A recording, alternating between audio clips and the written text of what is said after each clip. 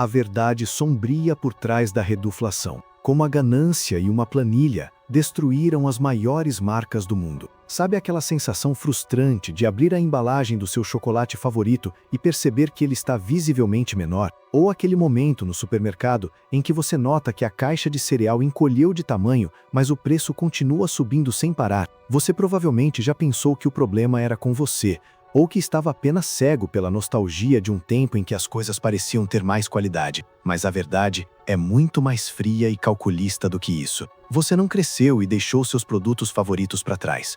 Foram eles que se tornaram objetivamente piores. Nos últimos 15 anos, as maiores corporações do mundo decidiram esvaziar suas próprias marcas em uma busca implacável por maximização de lucros. Elas alteraram receitas originais em segredo, substituíram ingredientes nobres por alternativas baratas, encolheram o tamanho das porções e mataram produtos incríveis apenas para reduzir o custo de produção. E quando os consumidores reclamam, essas mesmas empresas tentam nos convencer de que essas mudanças são grandes inovações para o nosso bem. Mas o público sabe que está pagando muito mais para receber muito menos. Esse fenômeno não é um acidente de percurso ou culpa exclusiva da inflação. É um projeto desenhado meticulosamente em salas de reunião fechadas. E, para entender como chegamos até aqui, precisamos olhar para os bastidores dos negócios. Se você valoriza análises profundas que revelam o que as corporações tentam esconder, já deixe seu like e se inscreva no canal para fortalecer o nosso trabalho e não perder nenhum documentário sobre os segredos do mercado. Para compreender o tamanho desse desastre, precisamos voltar algumas décadas. Nos anos 80 e 90 e início dos anos 2000, essas mesmas gigantes dos alimentos eram verdadeiras máquinas criativas. Elas sonhavam alto e tinham orgulho do que inventavam.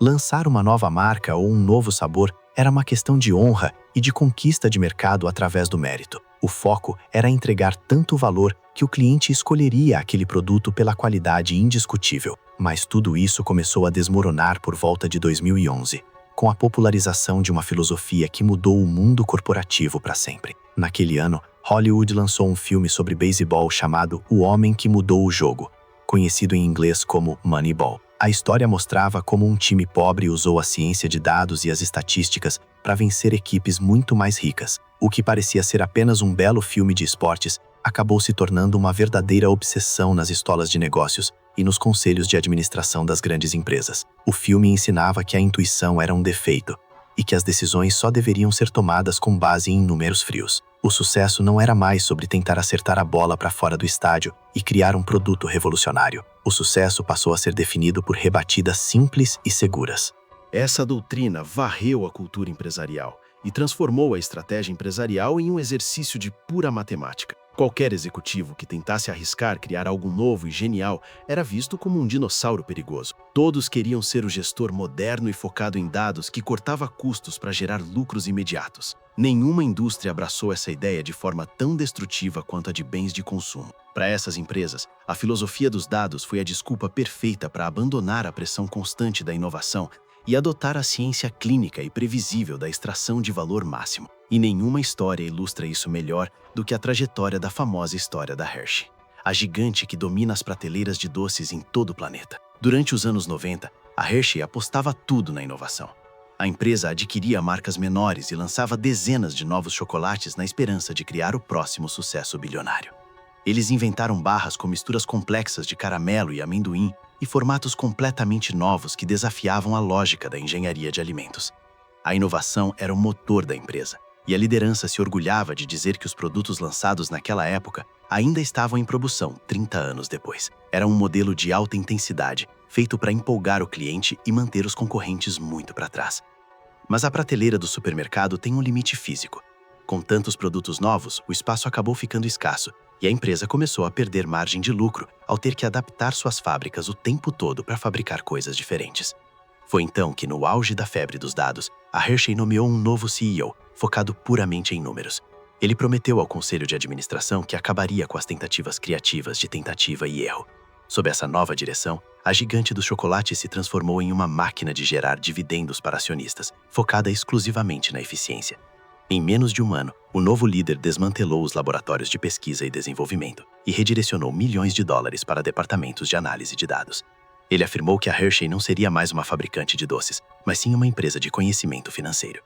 Todo o orçamento foi canalizado para apenas 3 marcas principais, e centenas de produtos menores foram descontinuados sem piedade. Fábricas foram fechadas, trabalhadores antigos foram demitidos, e todo esse dinheiro economizado foi usado para inflar artificialmente o valor das ações da companhia. Eles pararam de inventar e começaram a aplicar a reduflação de forma agressiva. A inovação deixou de ser o que vai dentro da embalagem e passou a ser o design da própria embalagem. Lançaram formatos que pareciam maiores e mais cheios nas prateleiras, mas que na verdade continham muito menos chocolate do que as versões antigas. O preço aumentava e a quantidade diminuía. Hoje a Hershey consegue aumentar sua receita cobrando mais caro por menos produto, enquanto o volume real de vendas não cresce há anos. Os números no papel parecem maravilhosos, e os analistas de Wall Street aplaudem essas táticas de precificação. Mas a verdade sombria é que a empresa simplesmente desaprendeu a criar. 15 anos de cortes de custos arrancaram a alma da companhia. Hoje, quando eles precisam crescer, eles preferem comprar marcas prontas e bombadas no mercado do que tentar criar algo original. Eles se tornaram um banco avesso ao risco que apenas extrai dinheiro de marcas clássicas construídas décadas atrás. E essa tragédia não aconteceu apenas no corredor dos chocolates.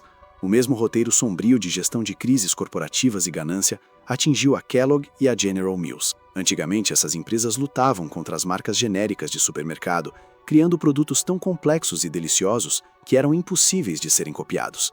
Elas construíam barreiras de proteção baseadas em qualidade absoluta, mas a obsessão pelas planilhas tomou conta de suas diretorias.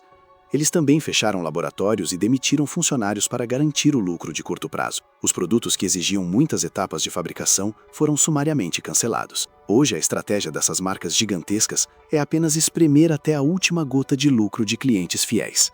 Eles afinaram a profundidade das caixas de cereal, mantendo a largura frontal idêntica para enganar os olhos do consumidor. As latas de batatas encolheram e as próprias batatas ficaram mais finas e leves. É uma corrida silenciosa para o fundo do poço, onde a única meta é encontrar o limite exato de quanto eles podem piorar um produto antes que o cliente desista de comprar. Mas nenhuma empresa levou essa crise corporativa a um nível tão catastrófico quanto a Kraft Heinz. O que antes era uma potência absoluta na despensa das famílias, sofreu um golpe devastador quando foi comprada por fundos de investimento em 2013. Os novos donos olharam para as fábricas enormes e para a cultura de qualidade da Heinz e enxergaram apenas desperdício de dinheiro. Se 9 em cada 10 pessoas compram o nosso ketchup, por que vamos gastar dinheiro tentando melhorar a receita? Foi com essa mentalidade que eles implementaram cortes brutais e forçaram os funcionários a justificar cada centavo gasto. O tamanho da garrafa de ketchup diminuiu sorrateiramente. A caixa de macarrão com queijo perdeu 25 gramas, e os próprios fios de macarrão foram afinados para que a caixa ainda fizesse o mesmo barulho de cheia quando fosse agitada no supermercado. Carnes foram reembaladas e fatiadas de forma ilusória, para esconder a redução de volume. Tudo em nome dos bilhões de dólares em bastidores do lucro que iriam direto para o bolso dos acionistas. Mas o limite existe, e o mercado é implacável com quem quebra a confiança do público. Se você está percebendo como a busca infinita por dinheiro rápido está destruindo as coisas que nós consumimos, este é o momento de deixar o seu like e se inscrever no canal, porque a nossa missão é justamente revelar esses bastidores sombrios que as empresas querem manter ocultos. O plano perfeito das planilhas da Kraft Heinz finalmente colapsou em 2019. Os consumidores silenciosamente começaram a abandonar as marcas. A matemática falhou, porque os números não conseguem medir a lealdade e o respeito humano. A empresa foi forçada a registrar um prejuízo assombroso de 15 bilhões de dólares, admitindo publicamente que havia destruído o valor e a confiança que suas marcas levaram gerações inteiras para construir. Sem ter mais onde cortar custos, eles começaram a cortar na própria carne, vendendo marcas icônicas apenas porque esqueceram como competir de verdade no mercado. Competir exige esforço, exige talento e exige respeito pelo consumidor. Exatamente os valores que eles expulsaram de suas salas de reunião em nome da eficiência artificial. O corte de custos sempre foi uma ferramenta de desespero para empresas à beira da falência. Mas hoje, graças a essa cultura distorcida e fria, economizar na qualidade dos produtos foi elevado ao patamar de genialidade estratégica. Corporações estão trocando o relacionamento de longo prazo com você por um trimestre bonito no relatório financeiro.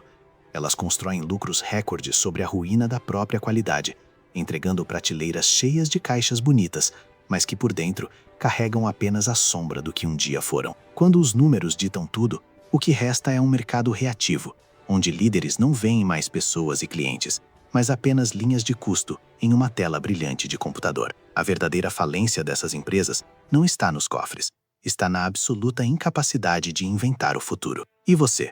Qual produto da sua infância você percebeu que foi arruinado por essa estratégia corporativa? Se esse documentário abriu seus olhos para a realidade do mercado, inscreva-se no canal e deixe o seu like para continuarmos investigando as grandes decisões que moldam a economia global. Nós somos o Cadeira do CEO e nos vemos no próximo nível dos negócios.